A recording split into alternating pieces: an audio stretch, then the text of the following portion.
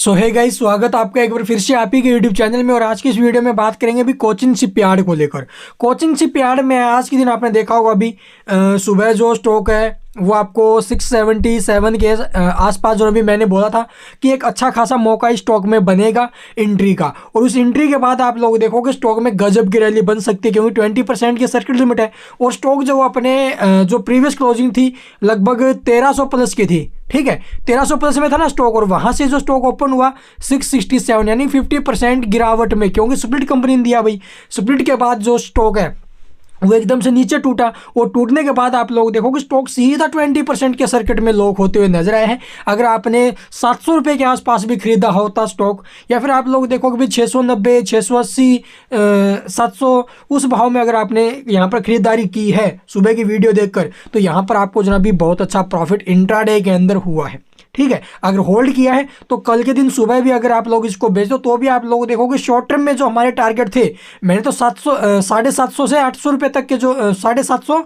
और जो अभी 1000 ये टारगेट आपको बताए थे ना। अभी स्प्लिट के बाद स्टॉक आपको जो ये टारगेट दिखा सकता है ऊपर में, और वो आपके सामने भी है भाई, ठीक है। स्टॉक ने 800 रुपये के लेवल टच किए, गजब की रैली स्टॉक में बनी है। और ये तेजी आगे कहां तक बरकरार रहेगी, कल के दिन स्टॉक में कैसे माहौल बनेंगे, तो चलिए फटाफट से जानते हो। इसी के साथ आप लोग देखोगे Q3 से रिलेटेड कुछ एक आंकड़े भी आते हुए नजर आए हैं, उनके ऊपर भी नजर डालेंगे भी वो आखिरकार क्या है। और ये जो स्प्लिट शेयर है वो आपको 1 से 2 वीक के अंदर अंदर जो भी मिल जाएंगे भाई। तो इसको लेकर कोई ऐसी प्रोसेस नहीं है जो आपको करनी पड़ेगी, सिर्फ और सिर्फ 1 से 2 वीक के दौरान जो शेयर है ऑटोमेटिक आपके डीमेट अकाउंट में आ जाएंगे, अगर आपने पहले खरीद रखा है, ठीक है। उसके जगह पर आपको अभी भी लॉस ही दिखाई देगा भी। और जो वॉल्यूम आई है आज के दिन वो आउटस्टैंडिंग वॉल्यूम भाई, 2,35,00,000 की वॉल्यूम आई है, जबरदस्त वॉल्यूम, खरीदारी जमकर की गई है। तो चलिए फटाफट से देखते भी कल के क्या कुछ लेवल्स बनेंगे। उससे पहले जो Q3 से रिलेटेड आंकड़े हैं वो देख लेते हैं।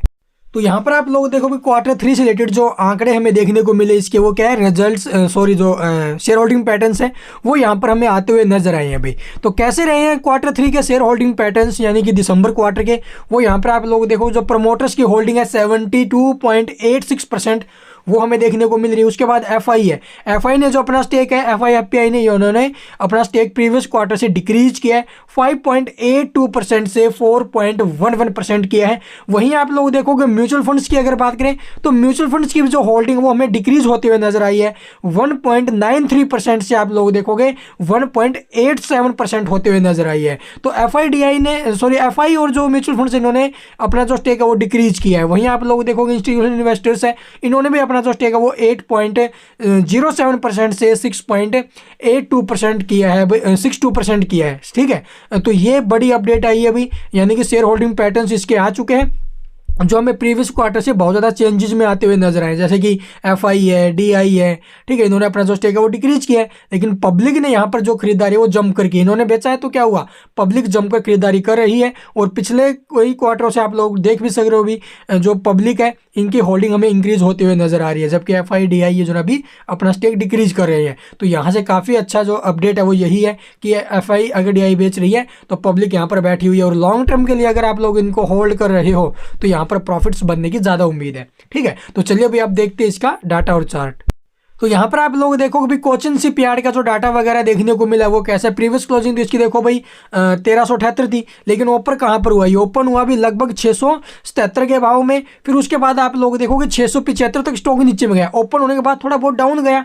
उसके बाद आप लोग देखोगे स्टॉक में जो रैली बनी है वो आउटस्टैंडिंग है, 20% का सर्किट स्टॉक ने यहाँ पर दिखाया है। ऐसे में मार्केट प्राइस के ऊपर आप लोग देखोगे एक बिग बाय ऑर्डर जो कि तकरीबन 3,61,000 क्वांटिटी के आसपास का एक बिग बाय ऑर्डर आया है। डिलीवरी पोजीशन की अगर बात की जाए तो डिलीवरी कम उठते हुए नजर आई भी 13.5% के आसपास। तो चलिए अब देखते हैं इसका चार्ट।